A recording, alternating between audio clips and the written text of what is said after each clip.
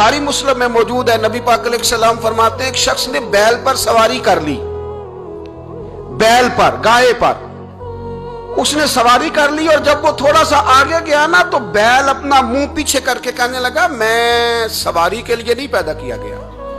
اللہ نے اسے زبان عطا فرمائی اور بیل بول پڑا، کہنے لگا مجھے حل کے اندر جوت لے، یہ کام مجھ سے لے لے، لیکن تو میرے اوپر سواری نہیں کر سکتا۔ سواری کے لیے اللہ نے گھوڑے پیدا کیے، اونٹ، گدھے اور خچر پیدا کیے ہیں، جو جانور جس مقصد کے لیے ہوگا اس سے وہی کام لیا جائے گا۔ ایک بات اور کرنے لگا ہوں، ذرا سخت ہے پر چونکہ مضمون ہے تو مضمون بیان کرنا فرض ہے۔ جانوروں کو لڑانا حرام ہے۔ حضرت عبداللہ ابن مسعود رضی اللہ تعالیٰ عنہ روایت بیان کرتے ہیں، فرمایا لعنتی ہے وہ شخص جانوروں کو آپس میں لڑاتا ہے، وہ لعنتی ہے جو جانوروں کو آپس میں۔ میں اور آپ اس ملک میں رہتے ہیں جہاں کروڑوں روپے کی شرطیں لگتی ہیں جانوروں کی لڑائی میں، جانوروں کو اذیت دی جاتی ہے، تکلیف دی جاتی ہے، کبوتر اڑائے جاتے ہیں، اور بڑا انعام اس کو ملتا ہے جس کا کبوتر دیر کے بعد آئے۔ کبوتر باز کبوتر کو بیٹھنے نہیں دیتا۔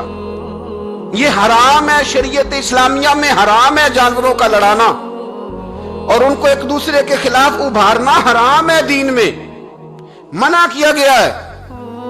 آپ جانور کو اگر پالیں گے بھی تو اس حد تک پالیں گے کہ جس حد تک اس کو کسی اذیت میں مبتلا نہ کیا جائے۔ کتوں کی لڑائی کرائی جاتی ہے، مرغوں کی لڑائی کرائی جاتی ہے، جانوروں کو اذیت پہنچتی ہے۔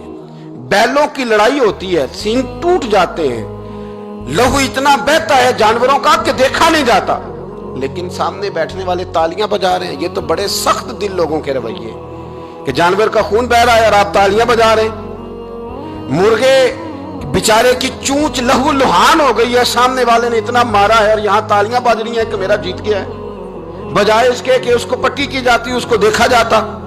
یہ تو سنگ دل لوگوں کا کام ہے۔ ہم تو رحمت للعالمین نبی کے غلام ہیں صلی اللہ علیہ وسلم۔ ہمارے دین نے تو ہمیں یہ مزاج ہی نہیں دیا۔